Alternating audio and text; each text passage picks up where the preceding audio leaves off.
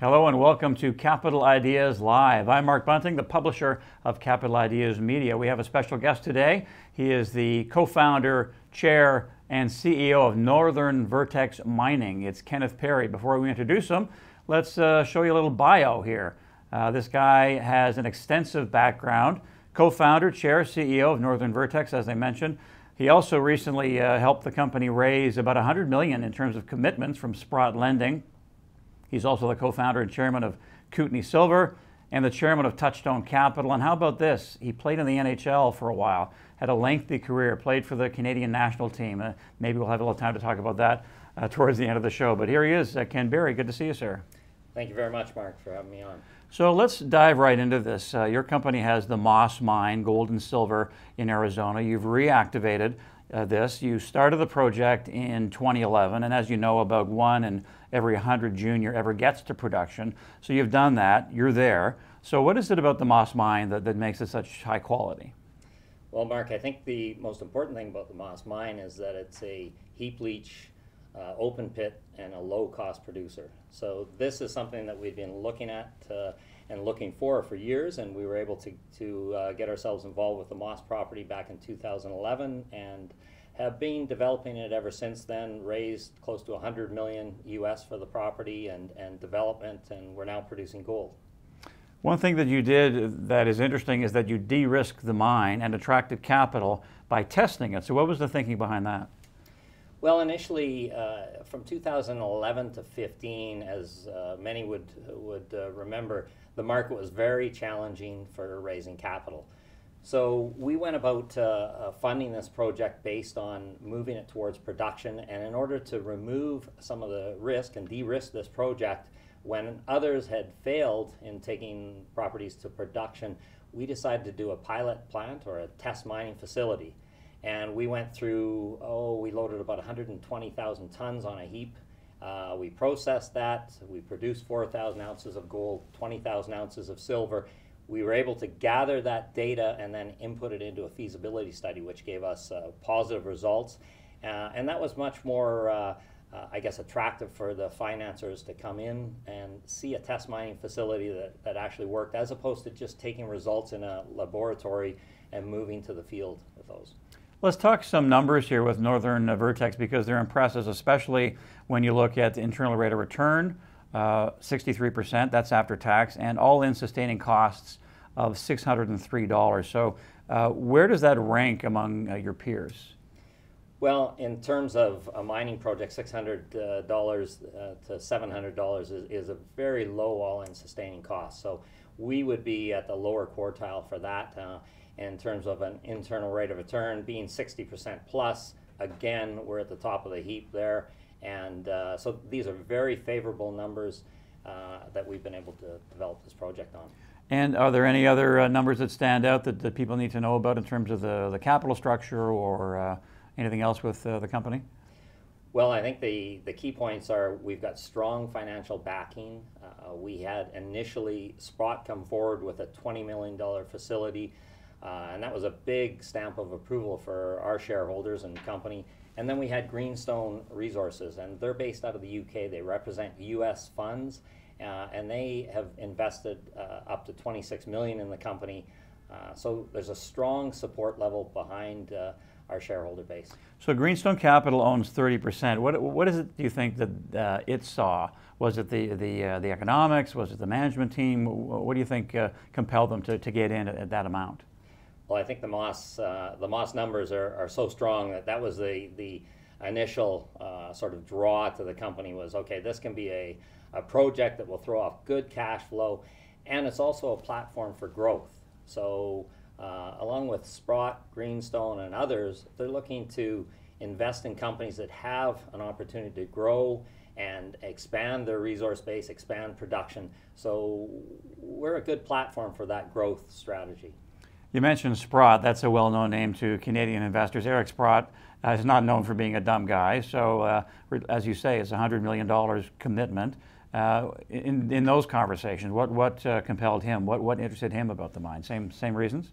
Well, of course, the Sprott and Sprott Lending, Sprott Equity, it's a very diverse group. So when we initially were able to draw the interest of Sprott lending to the group, that was for that $20 million funding program.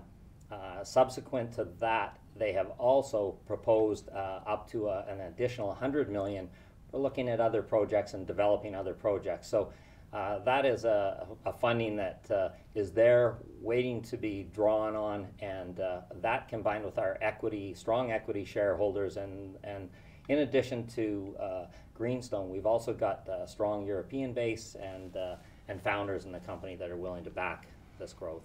We're with Ken Berry, the CEO, co-founder and chairman of Northern Vertex Mining. They have the Moss Gold and Silver Mine in Arizona. Let's move it along here to production. Year to date, based on the company's numbers, and I'm sure it's more than this by now, but more than 1,600 ounces of gold produced, more than 4,600 ounces of silver.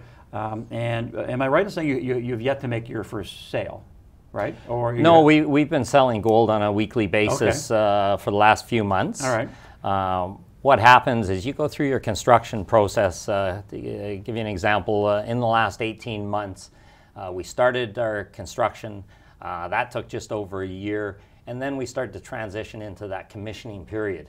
And the commissioning period is that time when you initiate the starting up of your mining, your crushing, your processing plant. And so there's lots of little punch list items that you need to clear up during that period to get to the commercial production phase.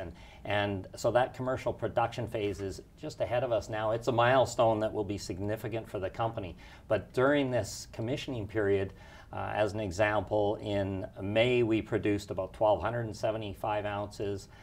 Previous to that, in April, we did just over 350 ounces. So we're quickly moving up. In June here, we're targeting about 1,400 ounces, and we're optimistic we'll exceed that. So it's a process where you continue to increase that production until you declare that commercial production. Now we have a question here from a viewer, Jim, who is asking about commercial production. You just touched on it there, and also let me ask secondarily to that, what sort of total production are you looking for in 18 and 19? I saw you interviewed before, and I know the numbers, but let's hear those. Well, our feasibility study and subsequent PEA had projected numbers for production for the first few years. In the feasibility study, we were looking at achieving a crushing rate of about 5,000 tons per day after 12 months. So we have had days recently where we've crushed as high as 10,000 tons a day. So we're exceeding that feasibility expectations. But that being said, we're still not at that point where we can declare commercial production, because you're trying to get to a steady state.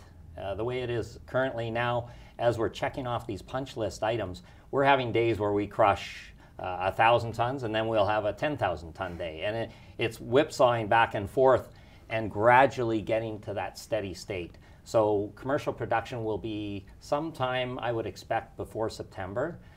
In terms of guidance on ounces produced for the year, we point to our feasibility study or our PEA. Our PEA talked about having 60,000 ounces within the first 4 years.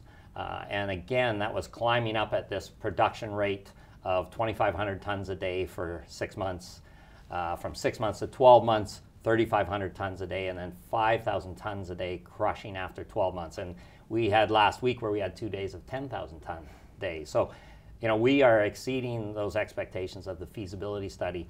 We believe we'll get to that 60,000 ounce production much earlier, but that'll likely be guidance that we'll put out once we've declared commercial production sometime in the next few months. Now, for those who don't know, how do you get to that steady state where you're talking about 10,000 a day, 1,000 a day? How do you massage that to get to where you want to be to get to commercial production? Well, as this construction process sort of transitioned into a commissioning process, there were lots of items such as electrical, belts and mechanical issues that aren't uncommon in a mining process. And in fact, we get very close to it as a management team and an operational team where we're working on this on a daily basis. we end up bringing in outside sort of guidance at times, and we had individuals such as Manley Garducci, former COO of Alamos Gold, came down and did a review of our project, and the feedback was very positive. He thought it was one of the better startups he had seen, and in fact, as we live and breathe this daily process of going through the commissioning, this isn't an uncommon sort of a checklist of items, but of course when you're living and breathing it on a daily basis, such as our operational team, sometimes it's nice to have some confirmation from an outside source. Well, let's take a hypothetical figure here, 50,000 ounces per year at $1,250 gold. What does Northern Vertex's cash flow look like at that point? Well, in our feasibility study, we were looking at about 43,000 ounces for a period of time annually. At that time, we were looking at about 22 to 24 million in free cash flow. I believe that we have the opportunity to exceed that, and that will be sort of our goal moving forward. And why do I believe that? We brought on just a tremendous operating team. We've got individuals such as Bill Martinich, who came to us from New Gold. He ran the Mesquite mine. He was a rising star with Placer when Placer was taken out by Barrick. Right. And we were very fortunate to secure Bill as part of our team. And he was attracted to the Moss project, not just because of the Moss itself, but with the financial backing we have, and also the future of the Moss property. Many, such as Bill and others, see this as a much larger or longer life project than just a 10-year lifespan. So we've been able to, and Bill has been able to build a mining team. We're close to about 90 plus men and women working on a daily basis on site. He's attracted some extremely talented people, and that's evident with our crushing ability and our processing plant and our mining that's been underway to date. And Ken, that brings us to our next question from Barry. I understand you've said before that you've really only tapped about 5% of this mine and its potential. There's a lot of history there, a lot of potential. So Barry asks, what about the potential for expansion? Sure, I think in the marketplace we're being valued on this production profile, and I believe that the marketplace hasn't given us a lot of value for the exploration upside on this property to date. I think that will change, and why do I think that? Well, we brought on individuals such as Bud Hillmeyer and Perry Durning to guide our exploration program, and they're very successful geologists. Most geologists would be fortunate to have one discovery to their name. These two fellows have over 5 discoveries, and they're all multi-million ounce discoveries, as well as they have a database on the Oatman district where we're working. And that dates back to Perry's experience back to the 70s working in the area. So the Moss mine, we've been developing this mineable resource that we call the Moss structure, but there is many other workings. There's over 200 mining disturbances on our property alone. This district produced more than 2.5 million ounces historically. So we're out testing different areas right now that are in close proximity and can add ounces, and we're also looking at the new discovery in the region. Ken, another question comes from John, and he has, you have touched on this a little bit, but tell us about some of the milestones we can expect from Northern Vertex the next year or two. Well, moving forward here, initially we'll be looking towards that commercial production, and we did outline some of these milestones in our early news releases, and that's posted on our website. The viewers can look at that, but the key milestone will be commercial production and ramping up to that steady state. Then we'll also be looking at exploration potential, and that's Bud and Perry are helping us out. We also have an internal exploration team, so we'll be drilling over the next year and looking for additional resources and new discoveries. And then in addition to that, with the strong backing of Sprott and Greenstone and others in the marketplace, we're reviewing potential opportunities where we can grow the company beyond that 60,000 ounce production profile that we're sort of targeting. We would like to grow through acquisition or mergers, and we're prepared to go out in the marketplace and initiate those conversations, and we have the backing of these financial groups behind us. And that's something that in a challenging market in the last 7 years, there's been very few groups that have been able to write checks and raise that capital that we've raised over the last half a dozen years. You've mentioned the possibility of acquisitions before, and you just mentioned it again, and the fact that you have financial backing, and that's a question from one of our viewers, Ed, who is asking about acquisitions. So beyond that, would you look in Arizona, or it could be anywhere? It could be Central America, it could be Canada. Well, ideally, we would look at the U.S. First. We're looking at Arizona, Nevada are the two ideal places. Idaho is also has some great opportunities. Outside of that, we'd look at Canada and Mexico, but initially here, we'll stay as a U.S.-focused company. All right, reloading the show here, we have Kenneth Barry. He is the CEO, co-founder and chair of Northern Vertex Mining. They have the Moss Gold and Silver Mine in Arizona. You've been learning all about it. Now, speaking of Arizona, clearly a friendly jurisdiction. So what are the advantages to being there, and are there any disadvantages? Well, we've had nothing but good experiences in Arizona. It was just 2 weeks ago that we had the Governor Gosar visit the property and go around and shake hands with many of our employees on site, close to 90 now. And so we've had strong support at a state level, federal level, and also at a county level and the city of Bullhead City as well. We've had a couple public hearings where the support was very strong. So we're happy as can be working in Arizona. So we want to get back to the investment case. We'll get back to Northern Vertex towards the end of the show, and we've got a few more questions, but let's broaden it out to gold itself. We had David Harquail, the CEO of Franco-Nevada, here recently, and he said that the gold sector is as apathetic as he's ever seen it. He's been around a long time. So would you agree with that? Why are we seeing this, and could that be a contrarian signal? Well, we like to focus on the mining activities, but it's hard not to pay attention to the price of gold and really the resource sector and where it's been and where it's going. I like to look at back to 2008, 2011, and 2011 when those were sort of the high points in the sector.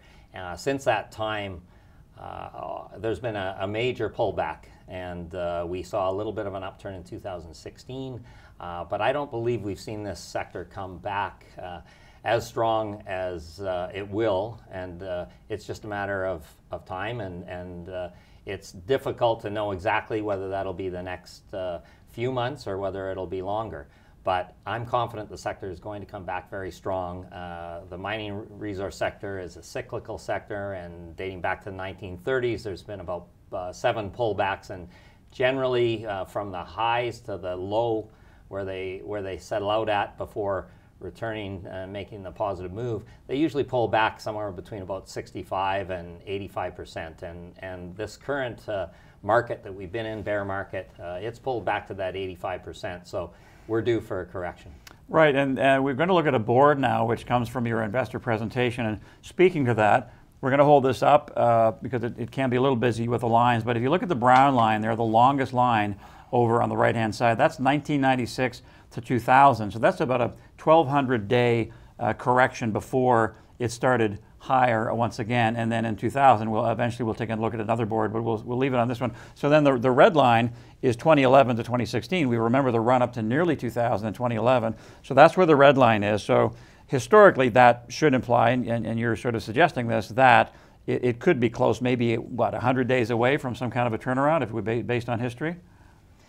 Well, Mark, I'm a little colorblind, so I'm not going to get into too much detail, but I'll give you a high-level overview of our feeling is that we are definitely out at that 1,200-day point. So that's one of the longest pullbacks, and we would be testing that now. So the market is due for a reversal here, and when will that happen? That's sort of the question that everyone's looking to be answered. But I think what you have to do is look for quality companies that have been able to operate and in fact grow during this period of a downturn from 2011 to where we're at now.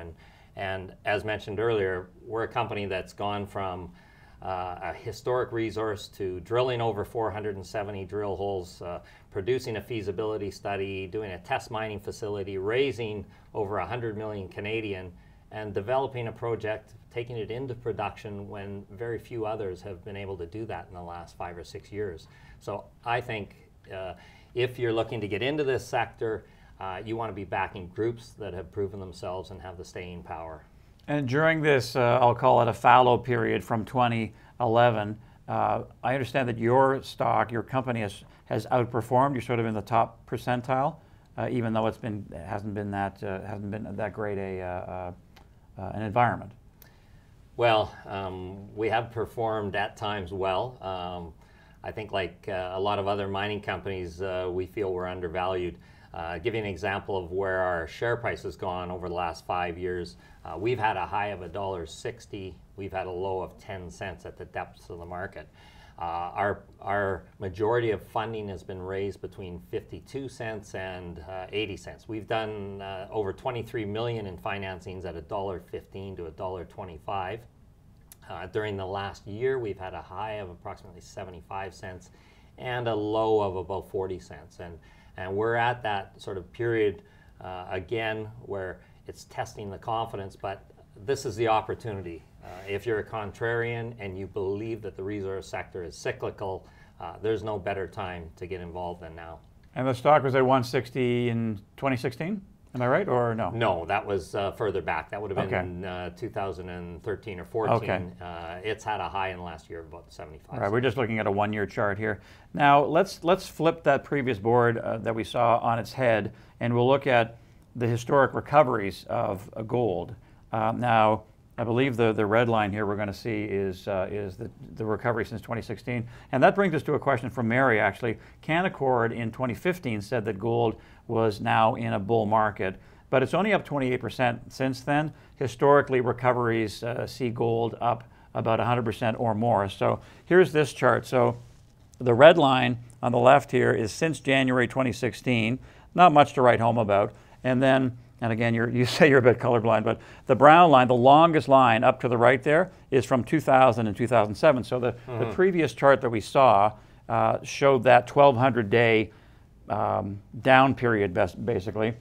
Then it turned around, and it had a 7-year run for an extended period for 1,800 days. So here we are on the lower left. That's the red line where we are with gold right now. It doesn't necessarily suggest it's about to take off, but it's early days, wouldn't you say? Well, again, if you look at this as this isn't an exact science, but what it tends to suggest is that the pullbacks, once they've hit a bottom and they start to reverse, they can have a strong move. And I think what's important is if, again, you're a contrarian, you believe that the resource sector is cyclical, which it's proven out in all these charts over the years, back to the 1930s, is you take a position and you have patience. And you get behind companies that have proven themselves and companies that have cash flow coming on stream. And that's the opportunity, because when they move, they can move rapidly and quickly, and so you want to be positioned. I'm guessing you know the name Jesse Livermore, the famous investor from back in the day. One of his phrases was, and I'm paraphrasing, but he had most of his success not so much in the buying, but in the waiting. Just buying right and sitting tight and just waiting. And then eventually, if you think you're right about your investment, it pays off down the road. Well, I think you have to be patient. And again, it comes back to backing groups that have a good track record and have the ability to grow a company. A couple more questions about gold itself, and then we'll get back to Northern Vertex, and you can give your final push for the investment case. But interest rates generally are moving higher, so that in a general sense is not usually good for gold. But there's a lot of geopolitical issues right now, and yet gold isn't really performing as historically it might have. So does that concern you? Is it an anomaly? What do you think? Well, being a low-cost producer at all-in sustaining costs in just around $600, we're going to be one of the lower producers. Of course, we watch the gold price, but should it pull back, we expect we'll be able to weather that storm. And we see the opportunities moving forward, as you mentioned, with geopolitical this upheaval and so on. It's a very unpredictable marketplace out there, and I think even when you look at the tariffs and different topics that are coming to mind now, it leaves a lot of uncertainty in people's minds, and when that happens, eventually you want to have some exposure to precious metals, and so I believe longer term, we're focused on the mining activities. We're focused on being a low-cost producer, so we'll do well. And just quickly here, we're looking at a bar graph, which I believe is from HSBC, Source Metals Focus, Thomas Reuters. Anyway, yeah, HSBC. Anyway, it's showing 18 and 19 estimated gold demand by sector, ETFs, total bar and coin, technology, jewelry, et cetera. And they do seem to be forecasting an improved market. So that goes towards what you're talking about. So let's wrap it up here in the remaining minutes. Actually, I want to talk about your hockey career too towards the end. But you've been doing it throughout the show, making the investment case for Northern Vertex. So if somebody's tuning in right now, they don't know who Ken Berry is, the CEO and chair and co-founder, and they want to know about the company. Wrap it up for a bow with us here. Why should they buy the stock? Well, Northern Vertex is a company since 2011 that's raised close to $100 million. We've taken a mine from an exploration property into production. We've grown an operational team. We've been able to attract the capital to become a producer when very few other companies have been able to do so. We are the most recent U.S. producer, and this is a great platform to grow a company. It has strong potential. It's a low-cost producer. It has very strong backing here in which to grow the company and look to be that 100,000 ounce plus producer, which then attracts the interest of the banking community and the sector. And being in the U.S. in a safe jurisdiction in North America is something that I think investors need to look at. All right, something else investors might want to look at after the show. They can go to Hockey Database, punch in Kenneth Berry, drafted out of New Westminster in 1980 by Edmonton. Vancouver, and then traded to Edmonton. And so a very long career. He played in 2 Olympics, in 80 in Lake Placid and 88 in Calgary. You played with Wayne Gretzky here and there. Mostly you played in the minor leagues, but I'm a hockey fan, so it's pretty cool and exciting. So what's the best question here? What do you bring from what you learned in hockey to managing a company? Well, I think certainly in professional hockey career, there's lots of ups and downs, and I experienced those over the 13 years that I was playing hockey, and I had the good fortune to rub shoulders with a lot of different individuals. So I think that prepared me well for the resource sector and the ups and downs of building a company and going through that construction phase. And I think one of the biggest experiences was dealing with people, building teams, working closely with teams, and the individuals that I had the good fortune to play with, as you mentioned, Wayne Gretzky.